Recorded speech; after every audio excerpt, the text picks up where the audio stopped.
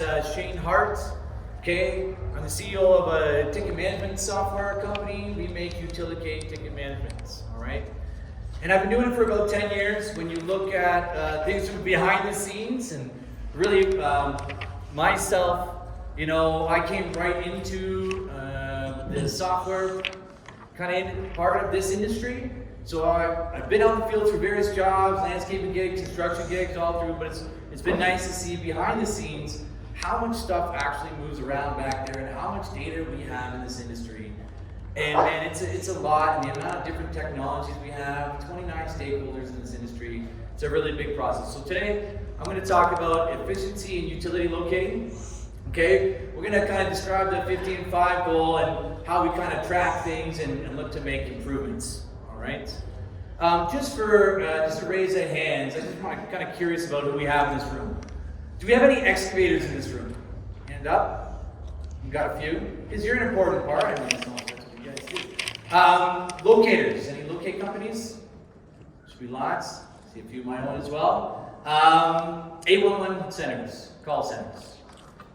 So a good mix. And last but not least, asset owners. Another good mix. All right, pretty even across the board. So that's really good because we all have an important part to play in the process of damage prevention. Okay, so I'm just going to get started. And with so much technology, the technology I'm using here today, this is actually called Prezi. I know we use PowerPoint all the time in our presentations, and just like something you think would never change. Hey, this is a little bit of a different thing we're trying out today. I got a laptop with it there. I got an iPad with notes, and I have the remote on here too, so I can use this to switch it over. Okay, I'm going to talk a lot about things like that today, about how to incorporate technologies, how to know which ones are good, which are the right ones, and how to always use those to continuously get better and chase that 15-5. All right, so just summarizing. With the CGA, they've really made it critical. We were in Indianapolis there in August for the fall summit with a big kind of slogan of chasing this 50-5 and really trying to make a difference over these next 5 years, measurable differences in the damages to underground infrastructure. All right, and just to reiterate, it's a big theme. All right, we got about 3 main tenets that are causing over 76% of all these damages. Okay, so failure to notify 811, all right, 25.7%, and that's a really, really hard one to solve. There's a lot of things, public awareness and measuring how education works, and our Google AdWords and trying to get in front of that, and ultimately, there's a lot of stakeholders from homeowners and people out there that think they can just dig sometimes, and it was still that's extremely high. All right. The next one there, failure to pothole and maintain clearance, 28.3%. And it's good to see a lot of excavators in here because there's technology that excavators can be using as well. We always talk about GIS and maintaining asset records and so forth for an asset owner, but sometimes the way we can collect data and use it, you're almost getting to the point where an excavator might want to keep a little database of GIS or information that they've compiled along the way and pulling in some ways in there. So the excavator responsibility, I think that's one we can really bring down, all right? And then the 22.3% is failure by locator. And, who's just got, I don't know if we're getting more resources added to there. I know in some states and provinces I see some people are hiring more people as locators, taking the plunge and the investment in there. But failure to mark accurately and on time, has been a problem for lots and lots of years. And as you see now, if you look in the exhibit hall, you have a multitude of technology companies, right? It's really become kind of a software convention here a little bit with people showing all their new ideas and things that they can do. All right, so when we look at ways to improve that, for the locator, we'll talk about mapping in real time and how that can, provide analytics and real-time calls to action. All right, and then 23.7%, still no slouch. There's other 19 damages and root causes where we can make a difference on those ones as well and start to trim down, all right? So if we want to get to the 50% reduction, we really got to reduce these categories quite a bit, okay?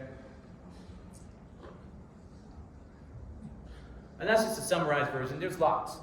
So when we look at the challenges to meet these things, all right, lack of accurate maps and records, that's still one that's there. There's all kinds of mapping systems that you can do and incorporate out there. You take the time to get some Esri or get some DigSense. I see a lot of lower end GIS companies that are popping up now to really make it. I know there's a case study looking at the surprising amount of municipalities, small municipalities that don't have good GIS structure, infrastructure tracked, and when they do that, it makes it really, really hard. I went to the town of Santa Claus in Indiana one time, and these guys could not find water meters at all. And it was a small place, they weren't doing too much, but these were cottages out of Rudolph Lake that people didn't live in all year round. So if you had a water leak or something, you couldn't find the issue. They had one or two houses that just washed away. And I think that's one too many for sure, because you can't find a water main, right? So the lack of accurate maps and records is definitely an important thing. I'll talk about it a little bit more. There's some 811 inefficiencies, right? Because we have a bit of fragmentation, where sometimes, I know I keep pushing for the last few years here, for APIs and open APIs so that all our systems can talk to each other a lot easier. Every time we have to come through, go to the 811 center, it seems like we got to stop all the digitization and automation we have, make a phone call, track all that stuff in there, make sure we got it ready, go from their website, and then have, make sure the manually check off, hey, that one's ready to go. All right. Enforcement, there's not a lot of enforcement other than some regulators in each of the states and so forth. I know in the province of Ontario, they've actually replaced a third of the board members with people that are actually government bodies, so that they will be looking to do some enforcement come May 1st of this year, and it's quite an interesting kind of chase. All right, communication is also a main one here. A lot of times we might pick up a phone call and call up an excavator, but that's not tracked anywhere, and then when the damage happens, he said, she said stuff happens. And really what we want to do is, we don't care whose fault it is, we just want to have no damage. That's what the 50 and 5 means. It's whatever we can do to get these damages drastically down, okay? And the amount of communication with the amount of stakeholders that are in this industry, it's not even humanly possible to contact everyone that you need for every locate of every day, all right? Technology adoption, this is a big challenge, all right? Technology adoption, you have a lot of major costs. All right, we talked, there's a few companies that do fiber, where you're running some fiber in your right of way across your infrastructure, and it can pick up sounds nearby, and it can distinguish based off historical data, is that sound of big heavy machinery, is it a deer, is it just someone walking over our pipes, and so forth. All right, so that's something that is maybe potentially really expensive right now, so you're not gonna have everyone bring that technology on right away. Right, and sometimes it's the bleeding edge versus the leading edge, and knowing when to make the change. All right. Another one there is when we talk about technology, the speed of technology. A lot of the times you will visit a website, and you'll visit it the next day, and the next day you visit that website, it's different than the previous day. That's how fast technology and stuff is changing. My presentation, I changed a whole bunch of it. I just got it in here in the last 10 minutes. Scrambling a little bit away, but it just makes it a little bit better as we go. All right. So those are some of the challenges we have here today in our industry. All right. We're going to start talking about changing some of those. All right. How we can tackle this. All right. Now benchmarking. All right. I deal with software engineers and programmers that come in, and there's still some things. They might not be some of the brightest minds, but there's still some basics about how we measure our improvement and how we get better at everything. I was actually, I played a little bit of pro hockey myself, and as a guy always trying to learn to get better at a sport, it's not much different than taking what you use there to get creative in your training, or what you did to get better, to get faster, and take those same principles and use it over here in the damage prevention world. All right? So when we're benchmarking, we're really looking at, where are you at right now? And with these TMS systems, you should be doing some sort of damage tracking. I know a lot of times I hear, I only have one or two, but you still should be tracking that, whether it's on a spreadsheet or something. When you have higher volumes, there's lots of TMSs that have that system built right in there, and I believe the Damage Prevention Institute with the CGA has an ability to capture damage investigations and do it in there, and that data will be used there as well. But I believe it's a free tool. I'll have to ask a little bit more about that. But just making it easier for people to track and get these damages captured. All right. And when you're looking at some of those metrics and benchmarking, I spent some time on the DIRT report. It's a beautiful interactive dashboard on the website of the CGA. If you haven't clicked around in there, you need to go in there and take a look around to see, maybe there's some timing things. Maybe how do you compare to your peers on looking at some of those metrics? I know some companies will keep their own utility data and track it as well, and they'll still upload to the DIRT report, but they'll use theirs to compare how they're performing against their peers in the industry. All right? And even when you're benchmarking, all right, I still teach those engineers and programmers the acronym SMART. I think I learned it in first grade. SMART, you got specific, measurable, attainable, realistic, and timely. And when you're benchmarking and trying to, get started, you really want to be very specific on how are we going to make these changes, benchmarking where we are right now, and then looking to see, what changes can we measure and what impact do they have on bringing our damages down by 50%. All right. So SMART, it's a great acronym. You still use it all your day, continuous improvement, always getting better. Right? I hope we're not doing things the same way we did there last year, essentially. We're still coming in, not being a part of mundane, work in, work out. I know in our industry, a lot of our people in this industry, we care a lot. We care a lot. So we do try to tackle continuous improvement and always get better, but it's a hard industry with a lot of stakeholders as well. All right. So looking at what's out there with improving technology, I had a company come to me just recently.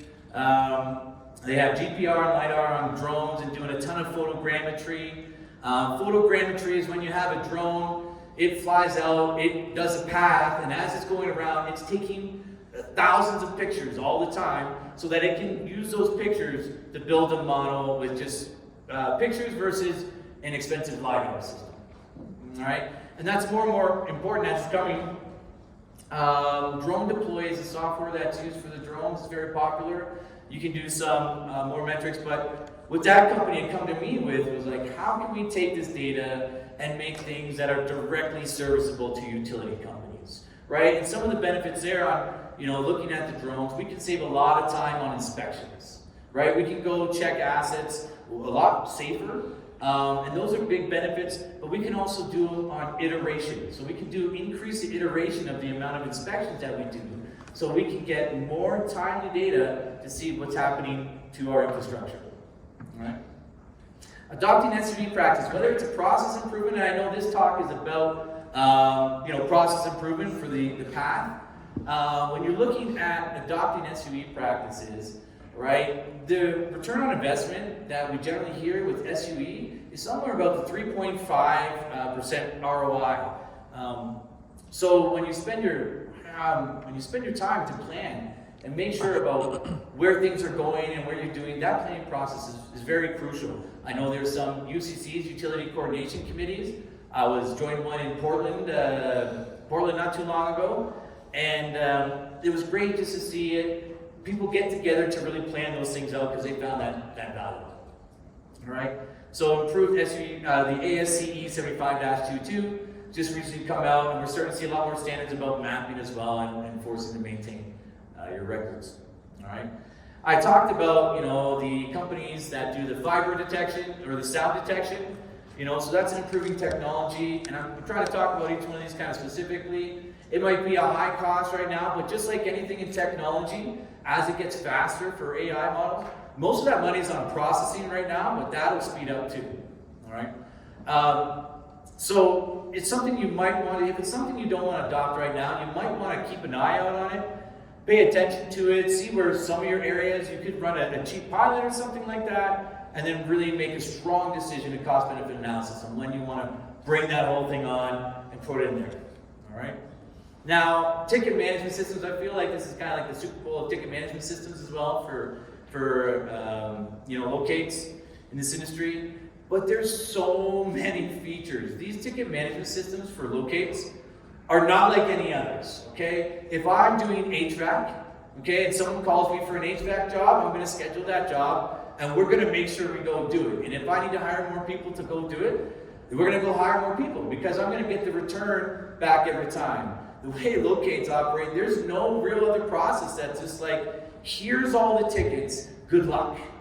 You know, it's really the amount of features that you build for this to really kind of streamline the ticket flow coming in, getting tickets down to the right locators and so forth, automating some communications to excavators. These are really large kind of technology systems here.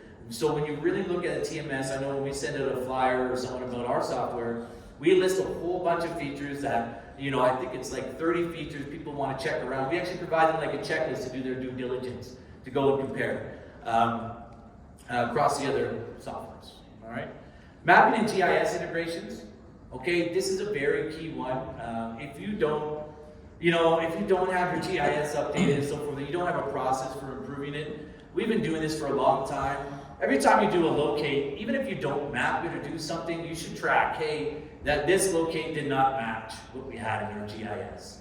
And every time you don't track something of that sort, to remember that that was a map discrepancy, it's missed data. I remember for Average Gas, I was on probably a few years ago.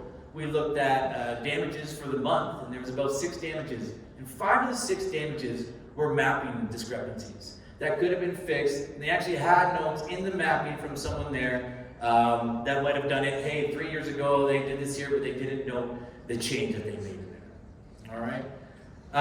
AI and advanced algorithms. Now, this is kind of a separate category of technology. All right.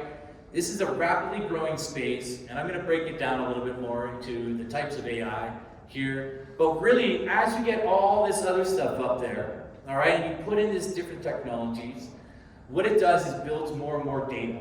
So the more and more data you have, okay, the more that your AI or algorithms can go and query. So some of the risk assessment models are actually looking at the real-time weather data sets as they come in.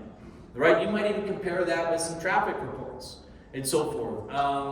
The amount, we don't know all the data out in the world that actually correlates with damages for our industry, right? And that's where AI comes in and starts checking out the things that the humans can't see, all right? And when I talk about that, you know, data is those photos, if we get in videos, if we have GIS information, the historical ticket data. I was in the technology committee here, and I hope everyone that's interested in how to improve using technology takes part in the technology committee for the CGA. It's a good space where people are sharing ideas and experiences and a lot of case studies. So there's a gentleman talking in there about how they've set up 3 or 4 screeners, and right now they're just doing their electric side versus the gas side. But when you look at, you know, I'm going to talk about some of the different types. It might be a little hard to read. But the one in red there, machine learning, just to explain that type. All right, so say they were going through, and this one's clear, and this one's needs to go to the field, clear needs to go to the field. If they do that for a year, okay, you can take machine learning, and as they're going, say they start off, you can actually have machine learning right at the same time, and as they're going through, okay, the system will see what they've cleared and find the difference between what they've cleared and correlate all the historical data and to see what are the differences between what they cleared versus what they marked. And the system, the machine learning can actually suggest you some models that, hey, when you're clearing stuff, these are some of the models you do, and they can actually improve the tickets that you look at so they're more likely to be cleared. For example, where machine learning is really big, and I'm going to try to use some real world examples and then try to correlate them to our industry. For Alzheimer's, when you're looking at brain scans, machine learning is looking at a picture of a brain, okay, and they can see patterns in there, and after it looks at millions of pictures of there, it will find, and you do, hey, that person has it, that person doesn't.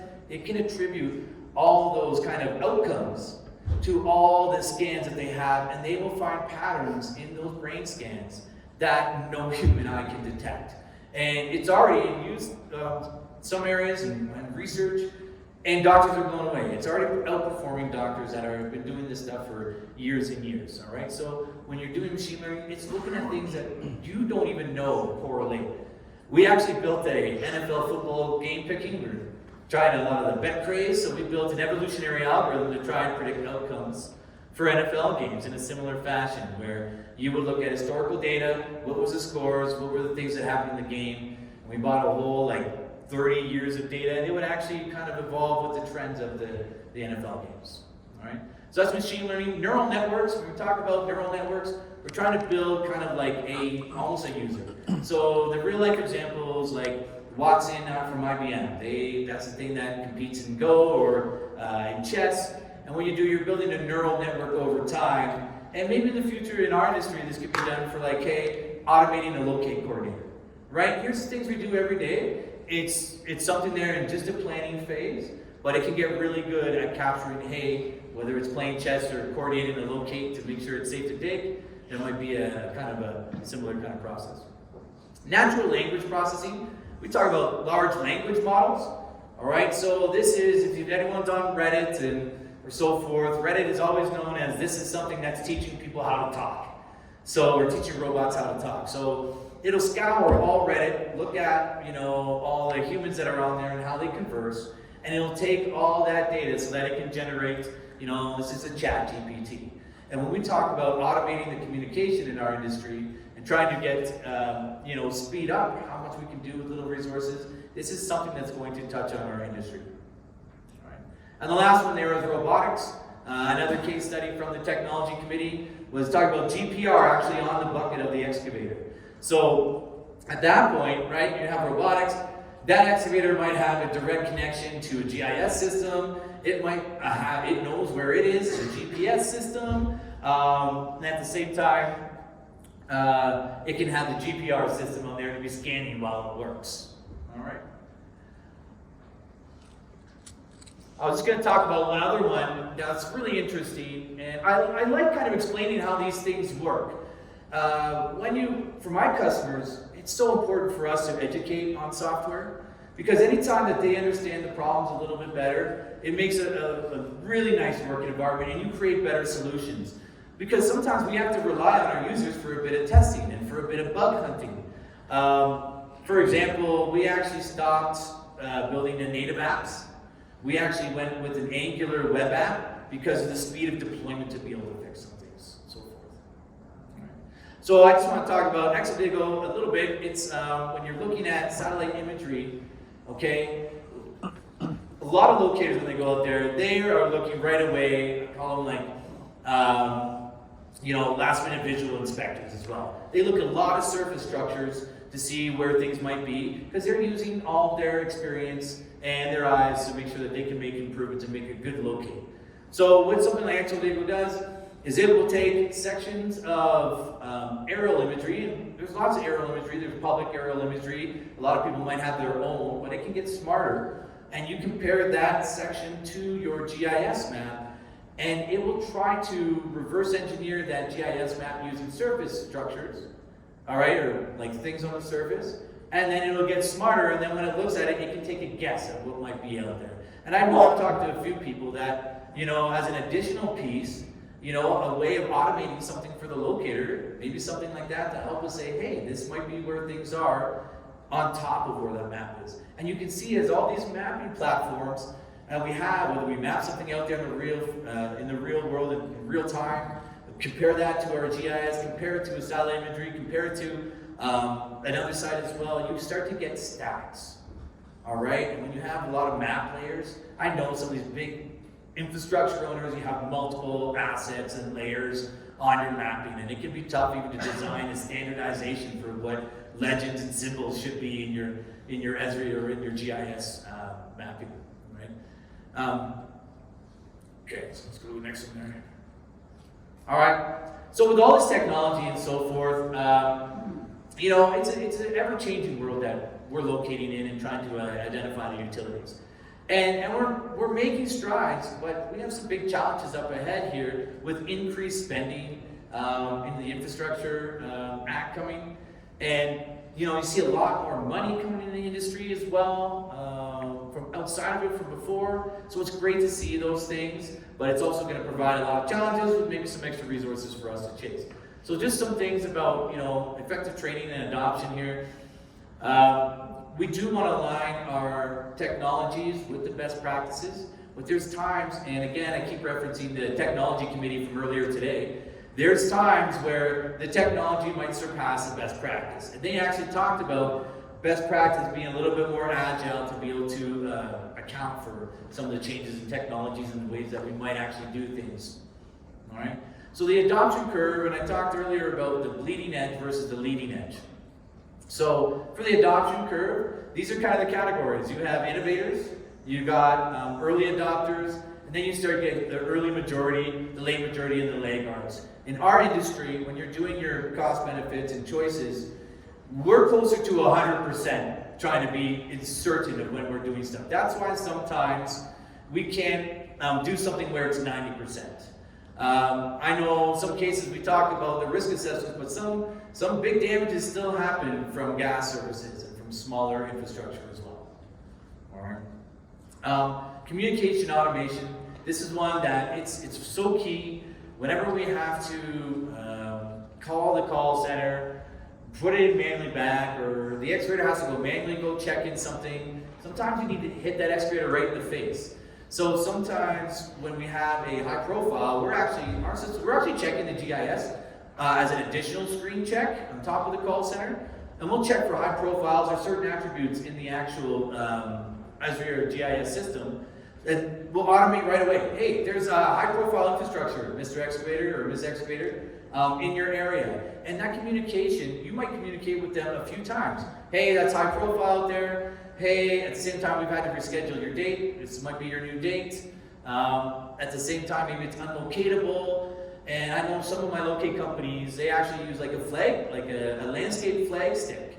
So if they'll send you a PDF, they'll send you an email, they'll try to call, and they'll actually take a little landscape flag stick that would be like from your weed man, but it has like a little sticker or sign that they put on it to make sure that they're taking every chance they can to communicate with that excavator to make sure that they don't get some damages.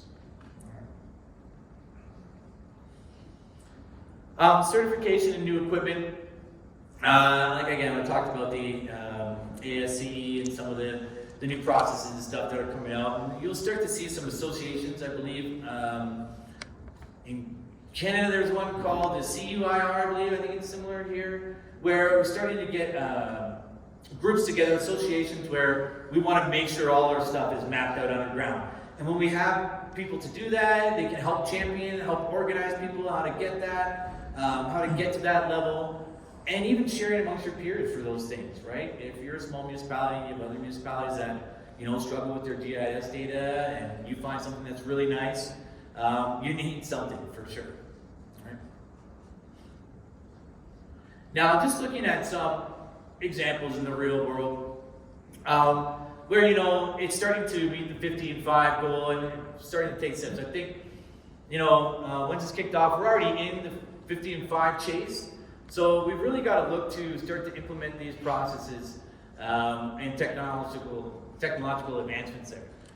One of the things, just a side note there, whenever you're bringing on a new technology, whenever you're doing your cost benefits and you're like, yeah, we want to go with this.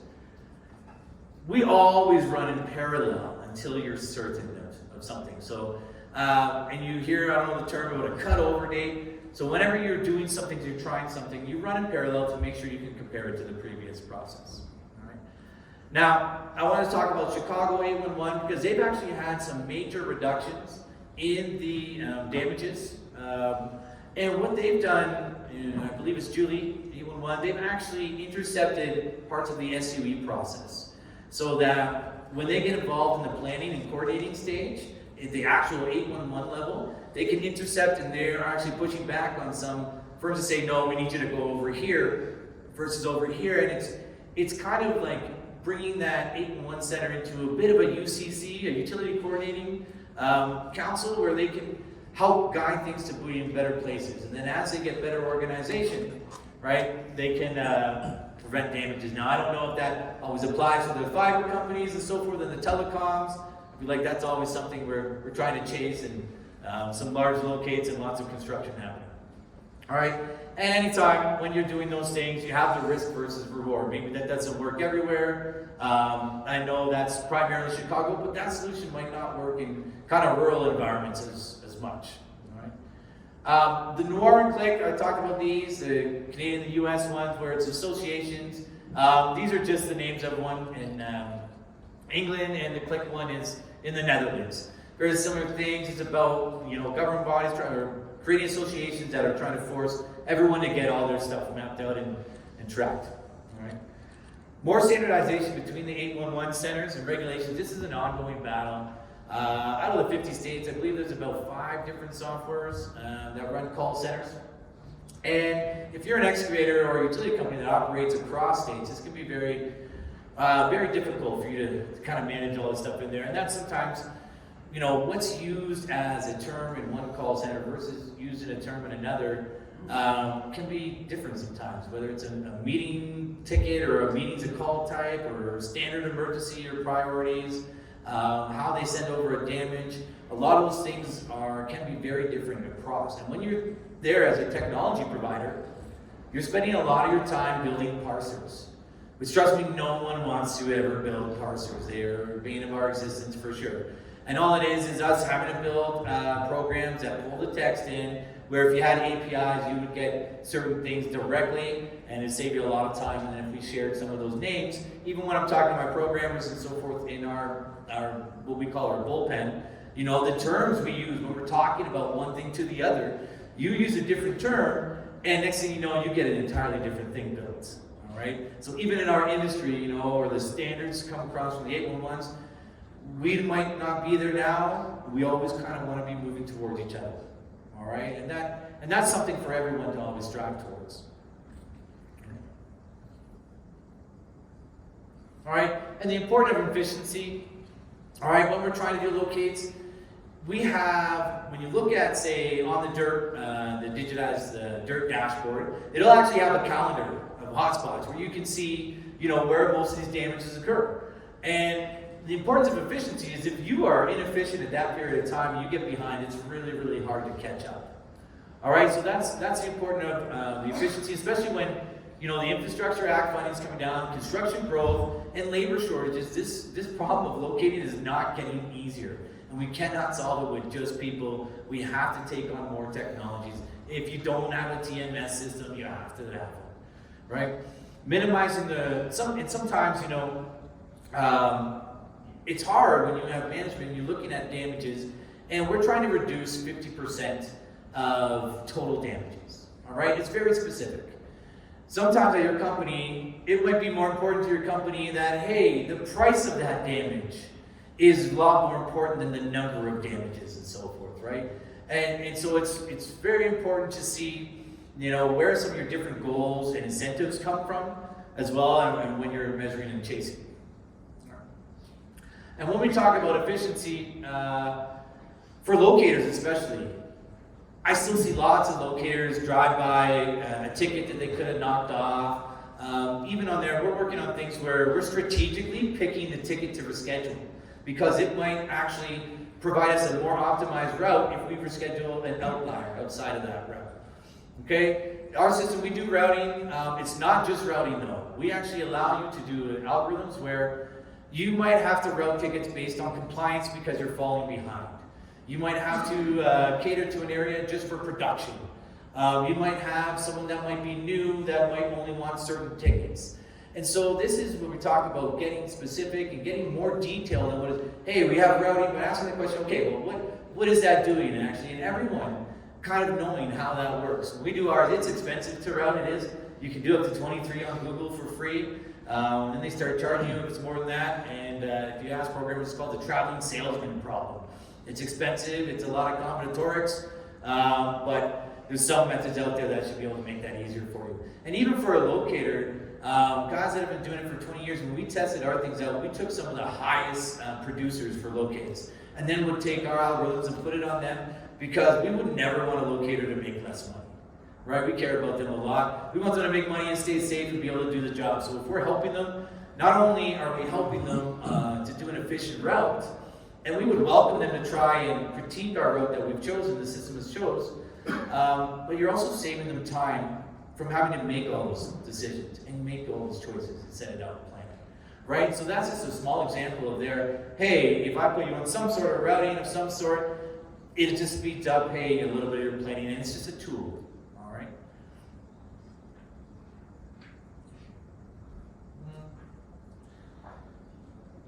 I mean, in conclusion, you know, we got to be very, very specific on the technologies that we bring in, all right? Whether it's mapping, we got to be doing mapping of some sort. Everyone is building a mapping tool and including that as part of it. They're not just mapping something in GIS to stale to have for one time. What they're mapping is every field event that's taking place. So every time I'm doing a locate, I'm mapping it so I can cross-reference the last 5 locates and what was mapped, okay? The amount of data these ones, I just was looking at the Vivax API, I had to give it was about like 100 plus points of different data pieces on the API that you can get from a wand. I don't even know what half of them mean, but you can take all that, and that's where the machine learning and the AIs will actually go through, and they'll tell you what data that correlates with kind of providing some damages. And when you talk about that stuff, you really need call to actions, okay? So when you have that data, really it's like, the guy goes out and does a locate, how do we get there timely? Well, maybe, hey, something comes back, whether it's a risk, or you find something that correlates and you want to generate an audit, or maybe even just generate a notice to the excavator. Hey, be very extra careful in here, we're coming out to audit this locate in the next couple of days. And that's just another piece of communication. And as I talk about a lot of these things here, there's a lot of different pieces that I'm talking about, and I've only just been talking about the locate process, primarily, and even in where we are today. These locators, they're so undervalued sometimes, and the amount of technologies and pieces they have to use out there, you know, they care so much, and they are actually quite smart with all the tools that they're building. They have to really differentiate a lot of things in a high pressure scenario. So the more that you can automate for them and speed up in those efficiencies and those little things, you know, if you want to call the excavator to it, that's all got to be happening from inside the app, so that you can be logging all this stuff automatically, right? And adopting technologies, when you bring them on, they'll actually save you money. You know, we have an automated locate coordination tool, and it's kind of boring stuff to talk about. It helps you file and papers and check things off and so forth. But when you actually count the ROI on how long it takes you to click and do some things, it's a lot of time. And that's not even counting, you know, carpal tunnel and some of the claims and stuff that you can have from someone over-clicking and doing repetitive processes, okay? So these do save you some money. And really what I want to talk to you about today was how to be smart about this, how to bring them on. Not everyone's scenarios are the same. So when you look at your scenarios, you know, it's hard to have someone tell you, well, you should be doing this all the time. But if you know your scenarios and you know what's out there, we have to pay, like we send our guys to AWS conferences. They're trying out little AI systems while they write code that does their Googling for them automatically. It's supposed to speed up by 30%. But we are always learning ourselves about new technologies that are coming out there. You see these TMS, they're really like systems that are stacked on top of other systems and so forth. So they get quite complex, all right? And that's where, when you are picking and so forth, not every technology is equal, you know, and we need to build these things very, very sensible. AI and automation is going to be big. Sometimes there's things that we don't even know how they're going to help, but we don't even know what's coming here. I think I had in the slide there a little bit earlier, but just talking about the growth of the microchips. Okay, so the amount of transistors that can fit on a microchip doubles every 2 years. Okay, and then I think it was, we'll go back to that actually. It's quick. Right? This is Moore's Law, it's called. So an observation that the number of transistors on a microchip roughly doubles every 2 years, whereas its cost is halved over that same time. So I just want you to think about it, you know, that's something that industry for making those and its power is almost quadrupling every year. All right, the speed of the technology, we are curving up fast, okay? And the more and more of these chips, this is a big part of the AI, and it's gonna be like a calculator that we have. And this AI is gonna be a mix of different things. AI doesn't, it just means artificial intelligence, but when we try to break it down, we can really see how we can get improvements from those things. And when I talked about the NFL algorithm, the thing that we talked about was like, if the computer tells you if the coach that wears a red hat is most likely to win, you believe it at some point, all right? Because it sees something that you can't. And that's all I kind of want to talk to you about today. Again, my name's Shane Hart. You can check out my blog at Utility Scoop and Shane Scoop. Follow me on LinkedIn and learn more on utilicate.com.